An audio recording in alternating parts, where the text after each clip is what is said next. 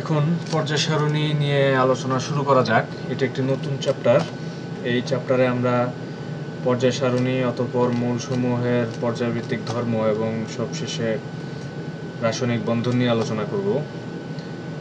তো প্রায় হাজার হাজার বছর আগে বা হাজার হাজার বছর ধরে মানুষের মনে একটা ধারণা তৈরি হয়েছিল যে এই সমগ্র মহাবিশ্ব মাত্র 4টি ভিন্ন ধরনের মৌলিক পদার্থ দিয়ে গঠিত।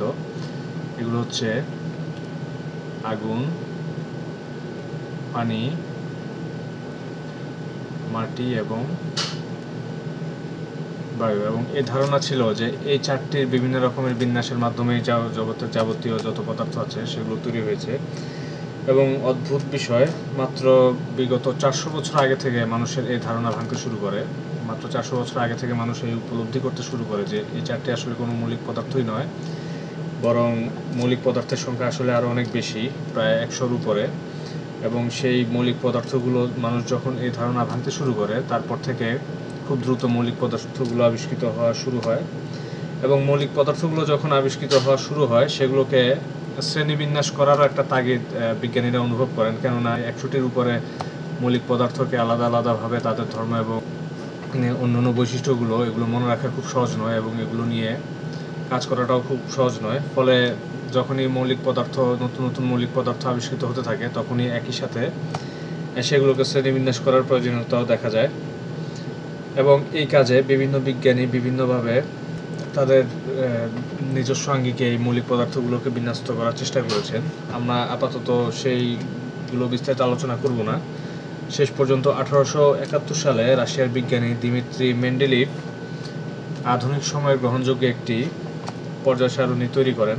সেই কারণে তাকে পর্যায় সারণীর জনক হিসেবে আখ্যা দেওয়া হয়। এখন আমরা মেন্ডেলিভের সেই পর্যায় সারণীটি দেখব।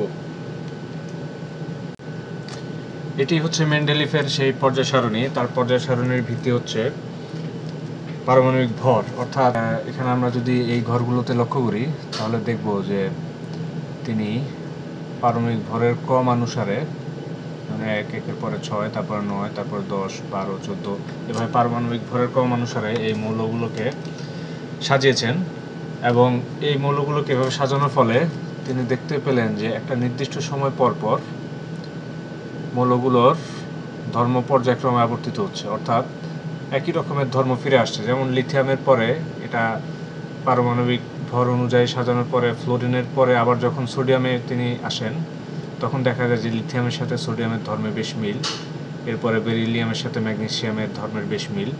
এভাবে পারমাণবিক ভর অনুযায়ী সাজাতে সাজাতে তিনি এই পরমাণুগুলোকে কতগুলো পর্যায় এবং সারণীতে বিন্যস্ত করেন, বা এটাকে আমরা শ্রেণী বলি। এটিকে আমরা যদি কলাম অনুযায়ী যাই তাহলে সেগুলো হচ্ছে শ্রেণী, আর আমরা যদি সারি অনুযায়ী যাই সেগুলো হচ্ছে পর্যায়। এবং তিনি এই কাজে বেশ সফল হয়েছিলেন, কারণ দেখা যাচ্ছে, আমরা দেখতে পাচ্ছি যে কার্বন এবং সিলিকন একই ধর্ম বিশিষ্ট, এরা একই শ্রেণীতে অবস্থান করছে। নাইট্রোজেন, ফসফরাস এরা একই শ্রেণীতে অবস্থান করছে, যদিও কিছু কিছু ব্যতিক্রম আছে। সব ক্ষেত্রে তিনি হয়তো পুরোপুরি সফল হননি, যেমন পটাশিয়াম এবং কপারকে একই শ্রেণীতে জায়গা দিতে হচ্ছে। তবে তার সবচেয়ে বড় সাফল্য যে তিনি এমন কিছু, তার পর্যায় সারণী অনুযায়ী এমন কিছু মৌলিক পদার্থের ভবিষ্যৎবাণী করেন যেগুলো তখনও আবিষ্কৃত হয়নি। যেমন এখানে আমরা কিছু গ্যাপ দেখতে পাচ্ছি। এই গ্যাপগুলোতে যে মৌলগুলো বসবে সেগুলো তখন আবিষ্কৃত হয়নি, এবং তিনি যখন এই গ্যাপগুলো পেলেন, তখন তিনি ভবিষ্যৎবাণী করলেন যে এই গ্যাপগুলোতে ভবিষ্যতে এই পরমাণুগুলো আবিষ্কৃত হবে এবং এই স্থানগুলো পূর্ণ করবে। তবে তার সেই ভবিষ্যৎবাণী সব ক্ষেত্রে পুরোপুরি সঠিক ছিল না, কিন্তু এটা যথেষ্ট পরিমাণে সঠিক, অন্তত বিজ্ঞানীদের উদ্বুদ্ধ করার জন্য তিনি যথেষ্ট ভালোভাবে উদ্বুদ্ধ করেছিলেন। এবং পরবর্তীতে অধিকাংশই পরমাণু, এই গ্যাপে যে পরমাণুগুলো বসবে, এবং তিনি সেই সম্বন্ধে তাদের ধর্ম সম্বন্ধে যে ভবিষ্যৎবাণীগুলো করেছিলেন তার অধিকাংশই সঠিক বলে প্রমাণিত হয়েছে। এছাড়া তার এই পর্যায় সারণীতে কিছু ত্রুটি আছে। দেখা যায় যে সব ক্ষেত্রে ভরের ক্রম অনুযায়ী আমরা এখানে পরমাণুগুলোকে বসাতে পারছি না। যেমন আয়োডিনের ক্ষেত্রে, আয়োডিনের পারমাণবিক ভর হচ্ছে 127, আমরা দেখতে পাচ্ছি। টেলুরিয়ামের পারমাণবিক ভর হচ্ছে 128, কিন্তু এদেরকে বৈশিষ্ট্য অনুযায়ী স্থান দিতে গিয়ে দেখা গেল যে টেলুরিয়ামকে আয়োডিনের আগে স্থান দিতে হচ্ছে, যদিও ভর টেলুরিয়ামের বেশি। এরকম কিছু সীমাবদ্ধতা সত্ত্বেও যেহেতু এই পর্যায় সারণীটি হচ্ছে আধুনিক পর্যায় সারণীর ভিত্তি, সে কারণে মেন্ডেলিভকে আধুনিক পর্যায় সারণীর জনক বলা হয়। কিন্তু তখন পর্যন্ত তিনি যখন এই পর্যায় সারণীটি দিয়েছিলেন তখনও পর্যন্ত এখানে যেসব সংশয় রয়ে গেছে সেগুলো তখনও সমাধান হয়নি। কেন এখানে আয়োডিন ভর কম হওয়া সত্ত্বেও পরে বসাতে হচ্ছে, টেলুরিয়ামকে আগে বসাতে হচ্ছে, এই ধরনের কিছু বিষয় তখনও সমাধান হয়নি। পরবর্তীতে আমরা দেখব যে এই আরও কিছু রসায়নের আরও অগ্রগতির সাথে সাথে এই সমস্যাগুলো সমাধান হয়েছে। এরপরে 1913 সালে বিজ্ঞানী মোসলে পারমাণবিক সংখ্যা আবিষ্কার করেন এবং তখন দেখা গেল যে পারমাণবিক সংখ্যা এই পর্যায় সারণীর ক্রমের সাথে হুবহু মিলে গেল। অর্থাৎ এর আগে আমাদের যে সমস্যাটা ছিল পারমাণবিক ভর নিয়ে, যে পারমাণবিক ভর অনুসারে আমরা যদি এই মৌলগুলোকে সাজাই তাহলে কিছু কিছু ক্ষেত্রে তাদের ক্রম উল্টে যায়, কিন্তু পারমাণবিক সংখ্যা অনুযায়ী আমরা যদি এই মৌলগুলোকে সাজাই তাহলে দেখা যাচ্ছে যে তারা হুবহু একই পর্যায়ক্রমে সজ্জিত হয়। এখান থেকে আমরা এই ধারণা পেয়ে গেলাম যে পারমাণবিক সংখ্যাই হচ্ছে পর্যায় সারণীর মূল ভিত্তি। পারমাণবিক ভরের সাথে পারমাণবিক সংখ্যা যেহেতু পুরোপুরি মিল নেই, তাই পারমাণবিক ভর অনুসারে আমরা সাজালে এই পর্যায় সারণীতে আমরা পুরোপুরি অ্যাকুরেটলি এই পরমাণুগুলোকে বিন্যস্ত করতে পারি না। তাই পর্যায় সারণীর সূত্র পরিবর্তিত করে এভাবে দেওয়া হলো যে মৌলসমূহের ভৌত ও রাসায়নিক ধর্ম তাদের পারমাণবিক সংখ্যা অনুযায়ী পর্যায়ক্রমে আবর্তিত হয়। এবং এখান থেকে আরেকটি জিনিস স্পষ্ট হলো যে আসলে পারমাণবিক সংখ্যা অনুযায়ী আমরা যদি সাজাই তাহলে খুব অদ্ভুতভাবে এদের রাসায়নিক ভৌত এবং রাসায়নিক ধর্ম পর্যায়ক্রমে আবর্তিত হচ্ছে। কাজে পর্যায় সারণী আসলে আমাদের শুধুমাত্র আমাদের ইচ্ছানুরূপ একটি সারণী নয়, বরঞ্চ এটা আসলে পরমাণুর নিজস্ব একটি বৈশিষ্ট্য। অর্থাৎ পরমাণুর বৈশিষ্ট্য অনুযায়ী হাইড্রোজেনের নিচে লিথিয়াম বসবে, লিথিয়ামের নিচে সোডিয়াম বসবে, সোডিয়ামের নিচে পটাশিয়াম বসবে, কিংবা নাইট্রোজেনের নিচে ফসফরাস বসবে। যেহেতু আমরা এই তালিকার সাথে পারমাণবিক সংখ্যার হুবহু মিল পেয়ে যাচ্ছি, কাজেই এটাকে এই পর্যায় সারণী জিনিসটিকে আমরা আসলে পরমাণুর বৈশিষ্ট্যই বলতে পারি বা মৌলিক পদার্থের বৈশিষ্ট্য বলতে পারি। কেননা এটা আমরা এখন আমাদের অগ্রগতির সাথে সাথে আমরা যে পরিমাণ তথ্য পেলাম তাতে দেখতে পেলাম যে আমরা আর এটাকে আমাদের নিজেদের মতো করে বিন্যস্ত করতে পারছি না, বরঞ্চ এটা অটোমেটিক্যালি যেন এভাবে বিন্যস্ত হয়ে যাচ্ছে। কিন্তু তখনও আমরা পারমাণবিক সংখ্যা অনুযায়ী যদি এগুলোকে সাজাই তারপরেও কিছু কিছু প্রশ্ন এখনও থেকে যায়। সেই প্রশ্নগুলো হচ্ছে, কেন একটা নির্দিষ্ট সময় পর পর এদের ধর্মগুলো পর্যায়ক্রমে আবর্তিত হয়? যেমন কেন ফ্লোরিনের নিচে ঠিক একটি নির্দিষ্ট সংখ্যা পরে সোডিয়াম আসে এবং সোডিয়াম লিথিয়ামের সাথে একই ধর্ম প্রদর্শন করে, এবং সোডিয়ামের পরে ম্যাগনেসিয়াম কেন বেরিলিয়ামের সাথে একই ধর্ম প্রদর্শন করে? এই প্রশ্নগুলোর উত্তর তখনও পাওয়া যায়নি। পরবর্তীতে ইলেকট্রন বিন্যাস সম্পর্কে আরও বিস্তারিত জ্ঞান আমাদের যখন হাতে আসলো তখন আমরা হঠাৎ করে উপলব্ধি করলাম যে আসলে ইলেকট্রন বিন্যাস অনুযায়ী এই পরমাণুগুলোর ধর্ম হুবহু মিলে যাচ্ছে। অর্থাৎ আমরা যদি ইলেকট্রন বিন্যাস অনুযায়ী এগুলোকে এইভাবে সাজাই তাহলে দেখা যাচ্ছে, তাহলে আমাদের কাছে এই জিনিসগুলো পুরোপুরি স্পষ্ট হয়ে যাচ্ছে কেন আমরা এভাবে পর্যায় সারণীতে একটা নির্দিষ্ট সময় পর পর এই ধর্মগুলো পুনরাবৃত্ত হয়। আমরা এখান থেকে জানতে পারি, এখন আমরা সবাই জানি যে একটি শ্রেণীতে প্রতিটি পরমাণুর বা প্রতিটি মৌলের পরমাণুর শেষ কক্ষপথের ইলেকট্রন বিন্যাস একই রকম থাকে, এবং আমরা যখন একটা পর্যায়ের বাম থেকে ডানে যাই তখন ইলেকট্রন বিন্যাসে শেষ কক্ষপথে ইলেকট্রন একটি করে বাড়তে থাকে, ফলে তাদের মধ্যে একটি পর্যায়ক্রমিক ক্রম পরিবর্তন দেখা যায়। এবং এই পর্যায় সারণীটি আধুনিক পর্যায় সারণীটিকে পুরোপুরি আমরা যদি ইলেকট্রন বিন্যাস চিন্তা করি তাহলে ইলেকট্রন বিন্যাস অনুযায়ী আমরা পুরোপুরি পর্যায় সারণীটিকে এবং তাদের মধ্যবর্তী প্রতিটি পরমাণুর ভৌত এবং রাসায়নিক ধর্মগুলিকে ইলেকট্রন বিন্যাসের আলোকে আমরা সম্পূর্ণভাবে ব্যাখ্যা করতে পারি। তাই আধুনিক পর্যায় সারণীর ভিত্তি বা সূত্র পরিবর্তিত করে এভাবে দেওয়া হয়: মৌলসমূহের ভৌত এবং রাসায়নিক ধর্ম তাদের ইলেকট্রন বিন্যাস অনুযায়ী ক্রম পরিবর্তিত হয়।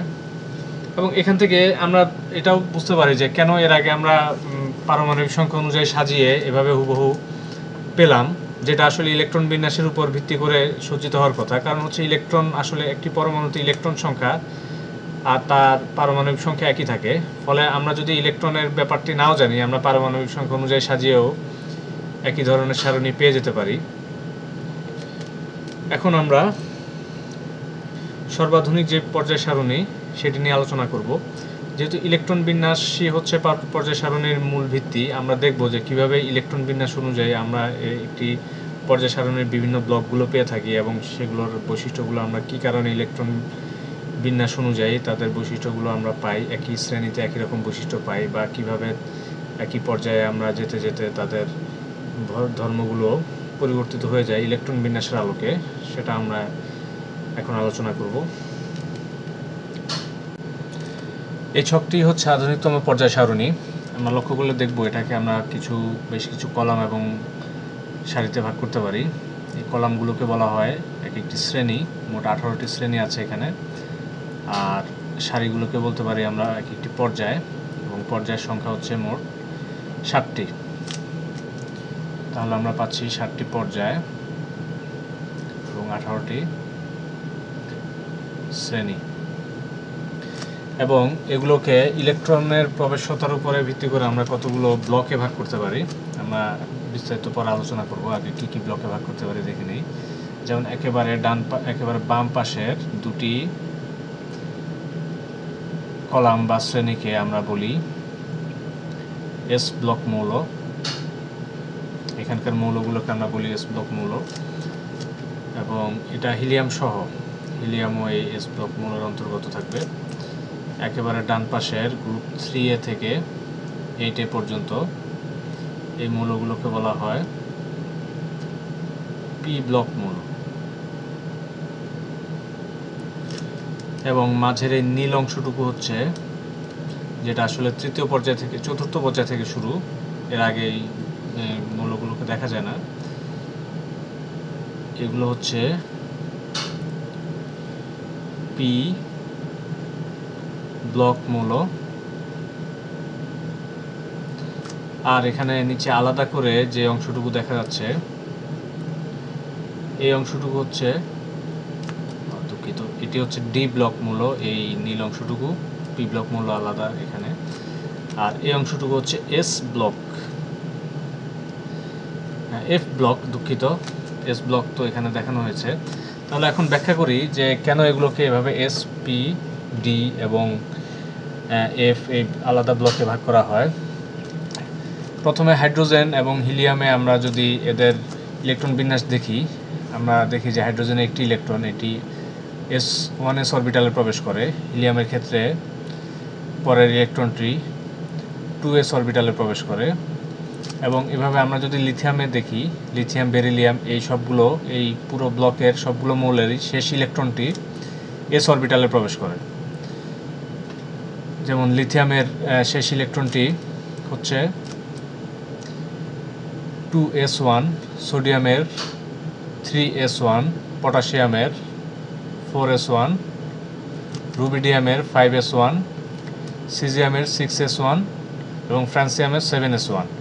অর্থাৎ এই ব্লকের সবগুলো মৌলের শেষ ইলেকট্রনটি s অরবিটালে প্রবেশ করছে, তাই এদেরকে s ব্লক মৌল বলা হয়। এবং আমরা যদি এই শ্রেণীটিকে দেখি, যে শ্রেণীটির ইলেকট্রন বিন্যাস আমরা এখানে দেখালাম শেষ কক্ষপথের, প্রত্যেকটির শেষ ইলেকট্রনের বিন্যাস হচ্ছে s1, অর্থাৎ ns1, যেখানে n দিয়ে পর্যায়ের নাম্বারটি বোঝানো হয়।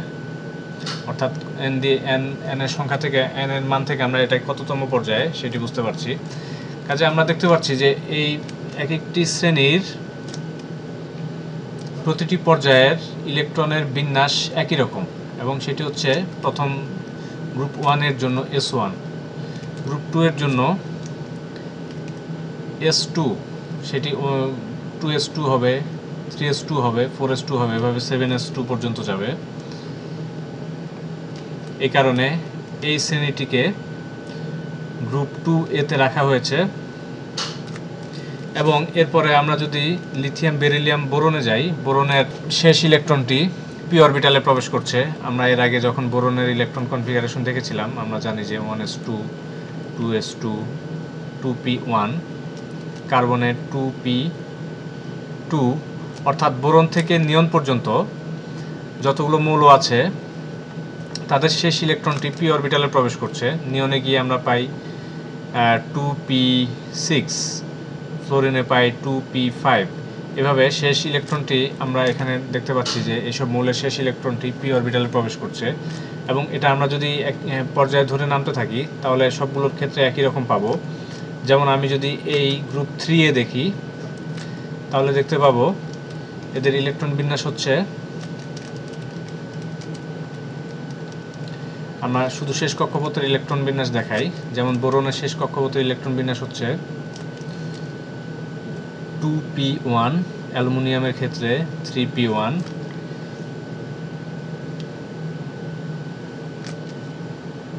গ্যালিয়ামের ক্ষেত্রে 4p1, ইন্ডিয়ামের ক্ষেত্রে 5p1, টাইটেনিয়ামের ক্ষেত্রে দুঃখিত এটি হচ্ছে থ্যালিয়ামের ক্ষেত্রে 6p1। এর পরের মৌলটি এখন আবিষ্কৃত হয়নি, বা এটা তেজস্ক্রিয় আবিষ্কৃত হয়েছে, কিন্তু এটা কেবলমাত্র খুব অল্প সময়ের জন্য বিদ্যমান থাকে, তাই এটা নিয়ে আলাদাভাবে চর্চা করা হয় না। যাই হোক, আমরা দেখতে পাচ্ছি যে একটি শ্রেণীতে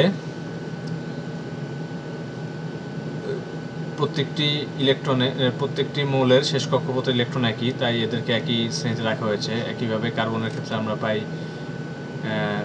2s2, 2p2। এখানে প্রত্যেকটিতে 2s2 যুক্ত থাকবে, আমরা শুধুমাত্র পি অরবিটালটি দেখিয়েছি। যাই হোক, তাহলে যেহেতু এদের শেষ কক্ষপথের ইলেকট্রন বিন্যাস একই রকম, তাই এদেরকে একই শ্রেণীতে রাখা হয়, এবং যেহেতু এই ব্লকের সবগুলো মৌলের পরমাণুর ক্ষেত্রে পি অরবিটালে শেষ ইলেকট্রনটি পি অরবিটালে প্রবেশ করছে, তাই এদেরকে পি ব্লক মৌল বলা হয়। একইভাবে এই অংশটুকুর যতগুলো মৌলের পরমাণু আছে সবগুলোতে ডি অরবিটালে ইলেকট্রন প্রবেশ করে। একইভাবে আমরা যদি এফ ব্লক মৌলগুলোকে দেখি তাহলে দেখব যে এই এফ ব্লক মৌলগুলোর শেষ ইলেকট্রনটি এফ অরবিটালে প্রবেশ করে, তাই এগুলোকে এফ ব্লক মৌল বলা হয়। এগুলোকে আসলে এই স্থানে আলাদাভাবে আমরা এটাকে আরো একটু সম্প্রসারণ করে যদি এগুলোকে সরিয়ে দেই তাহলে এখানে আমি আরো কতগুলো শ্রেণী তৈরি করতে পারি। প্রত্যেকটি শ্রেণী হচ্ছে এরকম এক একটি শ্রেণী, যেগুলোকে আমি এখানে পাশাপাশি স্থাপন করতে পারি, কিন্তু সেই ক্ষেত্রে এই পর্যায় সারণীটিকে অনেক বিবর্ধিত করতে হবে। তাই সুবিধার জন্য এই এস ব্লক মৌলগুলোকে আলাদাভাবে দেখানো হয়। শুধুমাত্র প্রতিটি সারির প্রথম মৌলটিকে মূল পর্যায় সারণীতে বসানো হয়, ল্যান্থিনিয়াম, এবং সপ্তম পর্যায়ে অ্যাক্টিনিয়াম বসানো হয়, এবং ধরে নেওয়া হয় যে এখানে এই বাকি মৌলগুলো বিদ্যমান, যদিও নিচে আলাদাভাবে দেখানো হচ্ছে, এবং এদের প্রথম সারিটিকে ল্যান্টানাইট সারি এবং পরের সারিটিকে অ্যাক্টিনাইট সারি বলা হয়। এবং এই ল্যান্থানিয়ামের শুরু থেকে শেষ পর্যন্ত একটি করে ইলেকট্রন এস অরবিটালে প্রবেশ করে। মোট এফ অরবিটালে 7টি এফ অরবিটালে 14টি ইলেকট্রন প্রবেশের পর তারপরে ডি অরবিটালে ইলেকট্রন প্রবেশ করতে থাকে, এবং এরপর আবার পি অরবিটালে ইলেকট্রন প্রবেশ করতে থাকে।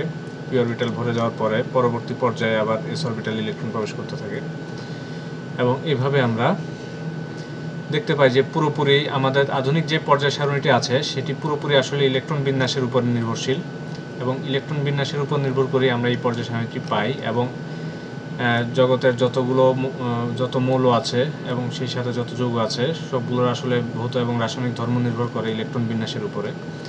তাই ইলেকট্রন বিন্যাসে আসলে পর্যায় সারণী এবং এখানকার যে মৌলগুলো আছে তাদের ভৌত এবং রাসায়নিক ধর্মের মূল ভিত্তি।